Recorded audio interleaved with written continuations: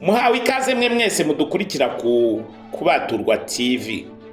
Muri abo gushimirwa imihati mushyiraho, mukora subscribe, murayikinga ndetse munakora comment ku byo tubagezaho. Uyu munsi bazaniye ikiganiro Yesu yibukije abigishwa be cyangwa se abari bagize umuryango wa Gikristo ari bo bigishwa be, ubwo yababwiraga amagambo ashingiye mu butumwa bwiza bwanditswe na Matayo ibice 6 umurongo wa 33. Haranditswe ngo, ahubwo mubanze mushaka ubwami bw'Imana no gukiranuka kwayo, nibwo ibyo byose muzabyongererwa. Igihe Yesu yakoreshaga ijambo ngo ahubwo mubanze mushaka ubwami bw'Imana no gukiranuka kwayo, yibutsaga abigishwa be cyangwa se abakristo iki? Mbere yo kugira ngo turebe icyo yashaka kubabwira, reka tubanze turebere hamwe ubwami bw'Imana niki abakristo basabwaga kugira ute gushaka. Ubwami bw'Imana ni ubutegetsi nyabutegetsi bukorera mu ijuru, niyo mpamvu bwitwa ubwami bwo mu ijuru. Kugira ngo twumve uburemere bw'ubwo cyangwa se bw'ubwo butegetsi n'umumaro wabwo, ni mucyo twibukiranye icyo umwami wacu Yesu Kristo yadukanguriye kijyaniranye n'ubwo bwami bwo mu ijuru.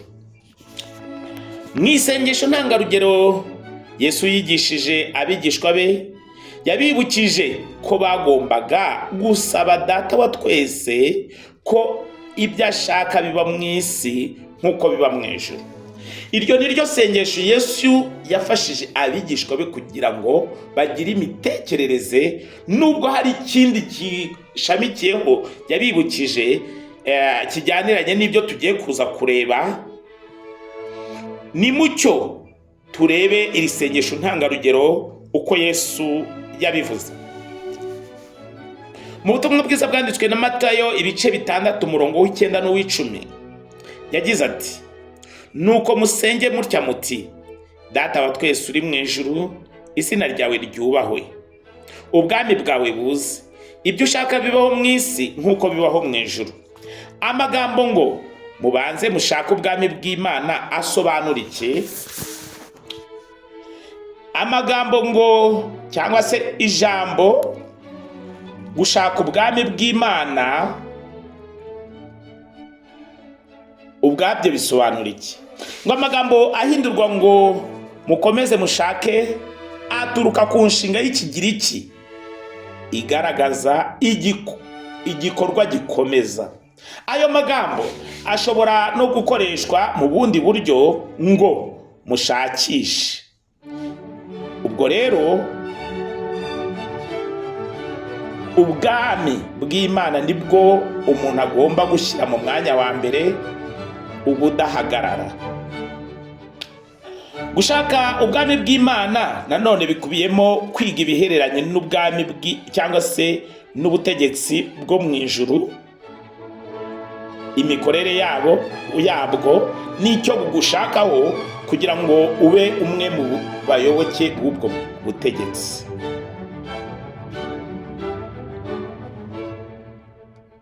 Iyo umaze rero kwiga ibijyaniranye n'ubu buyobozi cyangwa se n'ubu butegetsi, Yesu yasabye abigishwa be guhora bahanze amaso, ukora ikindi kintu gishamikiyeho, utangaza ubutumwa bwiza bw'ubwami. Yesu yabivuze mu butumwa bwiza bwanditswe na Matayo ibice 24 umurongo wa 14. Yagize ati, kandi ubu butumwa bwiza bw'ubwami buzigishwa mu isi yose ngo bube ubuhamya bwo guhamiriza amahanga yose, nibwo imperuka izahera ko ize. Umuntu rero wamaze gusobanukirwa ibijyanye n'ubutegetsi butegekera mu ijuru, ndavuga ubwami bwo mu ijuru, n'icyo bumusaba kugira ngo arusheho kubungabunga ubumwe hagati y'Imana n'ubuzima bwe bwa buri munsi, n'icyo buteganya kuzazanira ababusaba, ndavuga imigisha, atumirirwa nawe kubutangariza abandi. Ikindi kintu abantu bitiranya ijambo gusenga no kwiga ibijyanye n'ubwami bw'Imana. Gusenga ni uburyo Uwiteka yashyizeho cyangwa se Yehova yashyizeho bwo kuganira nawe. Ariko nugaruka mu butumwa bwiza bwanditswe na Matayo ibice 28 umurongo wa 18 na 19, Yesu yibukije abigishwa be ababwira ati nahawe ubutware bwo mu ijuru no mu isi, nuko mugende uhindura abantu bo mu mahanga yose abigishwa, mubabatiza mu izina rya Data n'Umwana n'Umwuka Wera, mubigisha kwitondera ibyo nababwiye byose, kandi dore ndi kumwe namwe iminsi yose kugera ku mperuka y'isi. Ijambo ngo mubigisha niryo jambo nashaka kugira ngo twumveho ko gusenga no kwiga bitandukanye. Kwiga ibyerekeye Imana bitandukanye no gusenga, kandi byose uwize arasobanukirwa noneho akamenya uburyo bwiza bwo gusenga Imana. Byumvikana ko abakristo basabwa kwiga no kwigisha. Nanone ibyanditswe byera bikangurira umuntu wese kwiga ibijyaniranye n'ubwami bukiranuka bw'Imana. Anasabwa iyo amaze kubwiga asaba gusenga abusaba. Reka turebere hamwe mu butumwa bwiza bwanditswe na Luka ibice 11 umurongo wa 2, twumve icyo Yesu yakomeje avuga uburyo ki twakabaye dusaba iyo tumaze kwiga, tumaze gusobanukirwa icyo twakabaye dukora. Arabwira ati nimusenga mujye muvuga muti Data wa twese, izina ryawe ryubahwe, ubwami bwawe buze. Nyuma y'uko tumaze gusobanukirwa gahunda yagenwe n'Imana ijyaniranye n'ubwami bwayo n'icyo budushakaho, tugomba gusenga dusaba ko ubwo bwami bwaza bukayobora abantu muri rusange. Gusenga tugamije kurangwaho umuco w'Imana, cyangwa se turangwa n'umuco Imana ifite wo gukiranuka, ubwabyo byo bitwigisha iki? Ni mucyo rero turebe gukiranuka ni iki. Gukiranuka kw'Imana ni amahame mbwirizamo, ni amahame agenga ikibi n'icyiza. Ni amahame agenga ikibi n'icyiza. Umwanditsi wa Zaburi yabivuze mu magambo ye aboneka muri Zaburi 119 umurongo w'172. Dusoma ngo ururimi rwanjye ruririmbe ijambo ryawe, ururimi rwanjye ruririmbe. Ntabwo rero ururimi rwawe rwabasha kuririmba ibyo utigishije. Ntabwo ururimi rwawe rwabasha kuririmba ibyo rutigishijwe. Be yagira iti ngo kuko ibyo wategetse byose ari byo gukiranuka. Kuko ibyo Uwiteka yategetse byose, cyangwa se ibyo Yehova yategetse byose ari byo gukiranuka. None gukiranuka tubifate dute?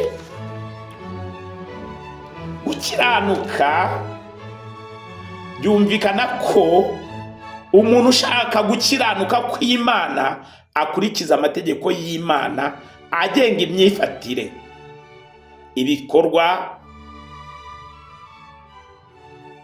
cyangwa se abikora buri gihe. Ntabwo abikora kubera ko abihatiwe kuko hari icyo ari gusabwa n'Imana, ahubwo abikora kuko yamenyerejwe kwigishwa iyo mitekerereze yo kumenya Imana mu rugero rwo hejuru. Ibyo rero abigiramo iyo amaze kwiga ibyo gukiranuka akagengwa nabyo, bimuzanira inyungu cyangwa se bimugirira akamaro, nk'uko umuhanuzi Yesaya yabivuze muri Yesaya igice cya 48 umurongo wa 17 na 18. Dusoma ngo: Uwiteka umucunguzi wawe, uwera wa Isirayeli, aravuga ati: ni njyewe Uwiteka Imana yawe, ikwigisha ibikugirira umumaro, ikakujya imbere mu nzira ukwiriye kunyuramo.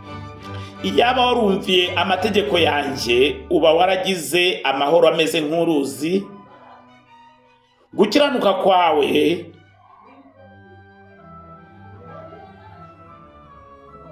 kuba kwarabaye nk'umuraba w'inyanja. Yumvikana ko kwiga ibyo gukiranuka nitwe bigirira umumaro. None se reka turebe impamvu uyu murongo w'ibyanditswe uboneka mu butumwa bwiza bwanditswe na Matayo ibice 6 umurongo wa 33 wanditswe. Impamvu uyu murongo wanditswe n'impamvu Yesu yakoresheje aya magambo ngo ahubwo murambabarira, ngo ahubwo mubanze mushaka ubwami bw'Imana no gukiranuka kwayo, nibwo ibyo byose muzabyongererwa. Yesu yavuze ayo magambo mu kibwiriza cye kizwi cyo ku musozi, kiboneka muri Matayo 5 ni kugeza ku gice cyaho cya 7. Nta gushidikanya rero ko abenshi mu bari bamuteze amatwi muri icyo kibwiriza cye, ndavuga ko ari abantu bari baciriritse mu bijyaniranye n'ubukungu.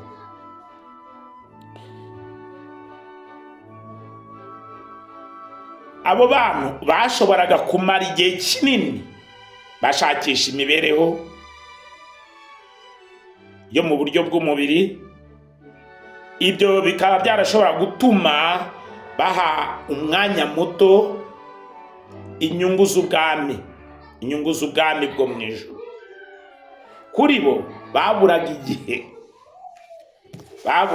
igihe.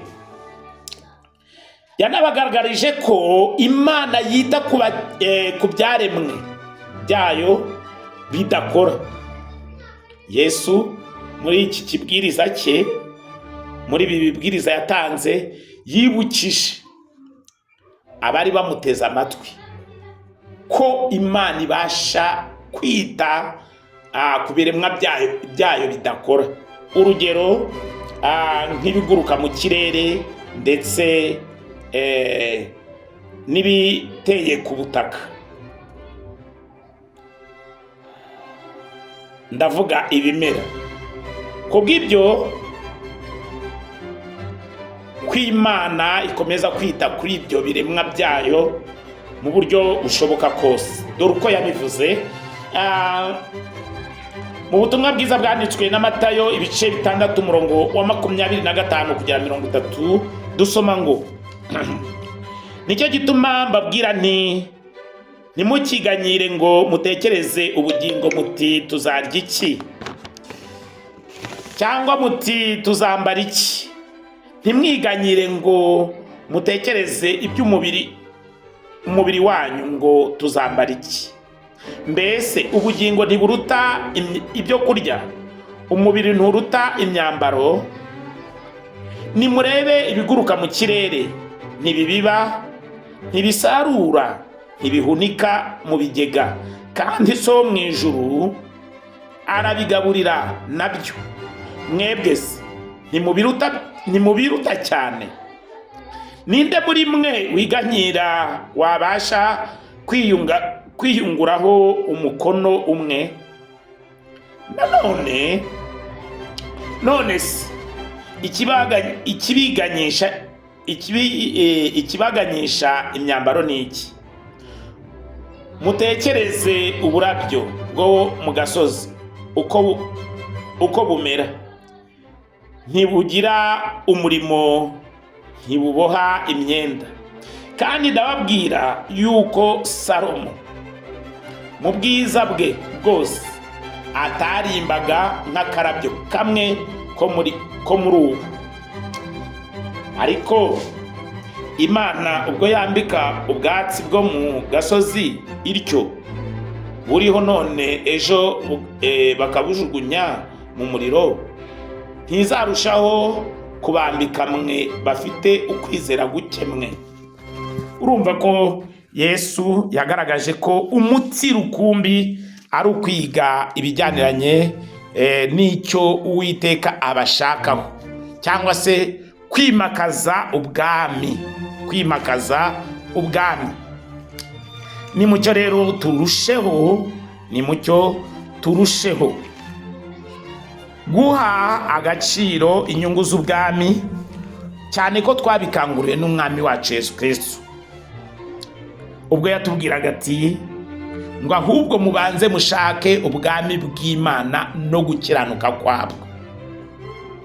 Niba uri umwe cyangwa se wumva ushaka kuba umwe mu bayoboke b'ubwo bwami bw'Imana, fata iya mbere wiga ibyanditswe byera uhereye ubu. Fata iya mbere wiga ibyanditswe kandi ubihuza n'ubuzima bwawe bwa buri munsi.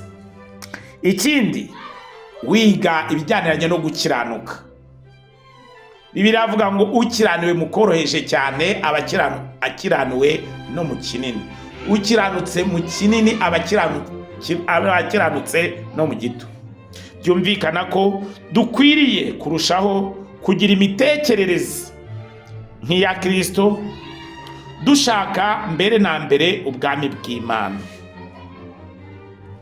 Ese mu mitekerereze yawe, mu misengere yawe, uha agaciro isengesho ntangarugero Yesu yigishije abigishwa be rigira riti: Data wa twese uri mu ijuru, izina ryawe ryubahwe, ubwami bwawe buze, ibyo ushaka bibaho mu isi nk'uko bibaho mu ijuru. Ese wifuza ko ubutegetsi bw'Imana bukiranuka bwahindura ibintu nk'uko Yesu yabyigishije abigishwa be kubisaba? Nanone ubwo Yesu yari hano ku isi, yakomeje agaragaza ko abagaragu be barangwa no gukiranuka. Kubw'iyo mpamvu dusoze tuvuga iki? Dusoze twizera Imana nk'uko Yesu yabidusubiriyemo mu butumwa bwiza bwanditswe na Matayo ibice 6:25 kugera 30, agaragaza ko ibiguruka mu kirere n'ibimera bibasha kwitabwaho n'Imana. Nta mpamvu twakagombye gutakariza Imana icyizere mu gihe dukora ibyo ishaka.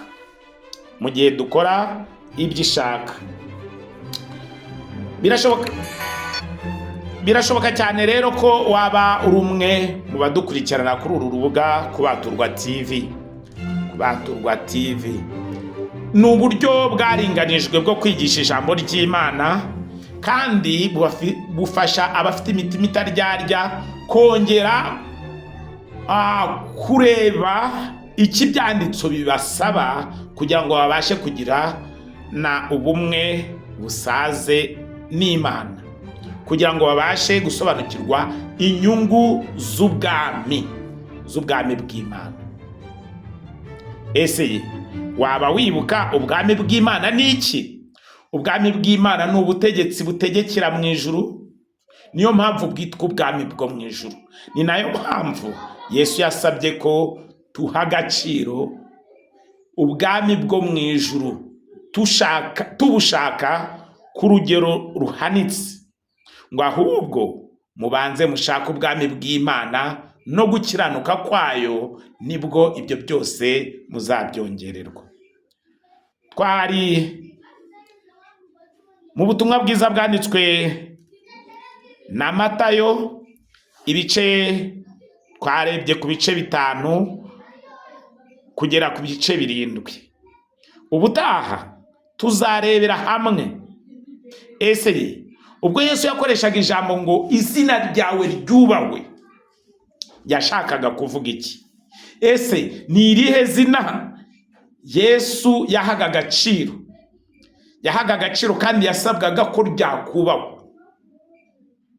Niyo mpamvu nuba maso uzasobanukirwa uyu mwami w'abami icyo yashakaga kuvuga ubwo yakoreshaga ngo data wa twese uri mu ijuru izina ryawe ryubahwe.